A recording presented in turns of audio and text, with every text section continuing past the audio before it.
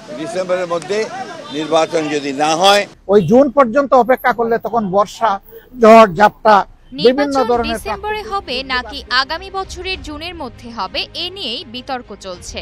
নির্বাচনের সময় নিয়ে এই বিতর্কের মাঝেই কিছুদিন ধরে সামাজিক যোগাযোগ মাধ্যমেও আলোচনা চলছে অন্তর্বর্তীকালীন সরকার লম্বা সময় থাকতে পারেন, এমনকি তিনি 5 বছরও থাকতে পারেন। তবে এই আলোচনায় ভিন্ন এক মাত্রা যোগ হয় যখন সরকারেরই একজন উপদেষ্টা, স্বরাষ্ট্র উপদেষ্টা জাহাঙ্গীর আলম চৌধুরী গত 10 এপ্রিল সুনামগঞ্জের থানা পরিদর্শনে যে সাংবাদিকদের বলেন রাস্তার মানুষ তাকে বলছে এই সরকার ক্ষমতায় আরো 5 বছর থাকুক। তার এমন মন্তব্যের পরপরই রাজনৈতিক অঙ্গনেও এ নিয়ে নানা মন্তব্য করা শুরু হয়েছে, চলছে আলোচনা সমালোচনা। বিশেষ করে বিএনপির শীর্ষ পর্যায়ের নেতাকর্মীরাও এ নিয়ে বক্তব্য দিয়েছে। বিএনপির নীতি নির্ধারণী ফোরাম স্থায়ী কমিটির সদস্য আমির খসরু তিনিও কিছুদিন আগে ঢাকায় একটি অনুষ্ঠানে অন্তর্বর্তী সরকারের উদ্দেশ্যে বলেছেন, নির্বাচিত হয়ে এসে লম্বা সময় থাকুন, অনির্বাচিত সরকার লম্বা সময় থাকবে এটি দেশের মানুষ মেনে নিবে না। নির্বাচনী রোডম্যাপ বিএনপি সহ সমমনা দলগুলো ইতোমধ্যেই অন্তর্বর্তী সরকারের কাছে চেয়েছে, কিন্তু এই বিষয়ে কোনো সুনির্দিষ্ট রোডম্যাপ এখনো সরকার দেয়নি।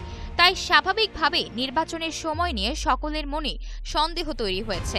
তবে সরকার যে আরও 5 বছর ক্ষমতায় থাকুক এমন বক্তব্যের পরবর্তীতে কিন্তু ব্যাখ্যাও দিয়েছেন স্বরাষ্ট্র উপদেষ্টা। তিনি বলেছেন এটি তার কথা নয়, তিনি শুধু মানুষ কি চায় সেটিই তুলে ধরেছেন।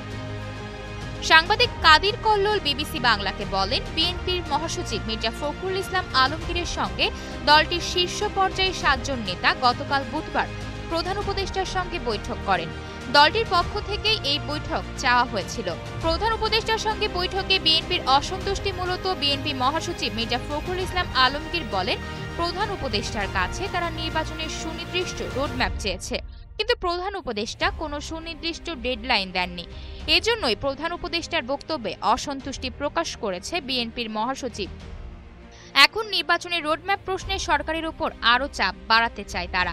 সেজন্য অন্যান্য দলের সঙ্গে আলোচনা করে পরবর্তী করণীয় ঠিক করার কথা বলছেন বিএনপির নেতারা। তবে সংস্কার শেষ না করে নির্বাচন করার বিপক্ষে অবস্থান তুলে ধরে আসছে এনসিপি। দলটির সেই অবস্থানের তেমন পরিবর্তন হয়নি। অন্যদিকে সংস্কার প্রশ্নে জুলাই চার্টার তৈরির জন্য সরকারের গঠিত জাতীয় ঐক্যমত কমিশন দলগুলোর সঙ্গেও আলোচনা চালাচ্ছে। আয়শা অর্থী, নিউজ ডেস্ক, গ্লোবাল টেলিভিশন।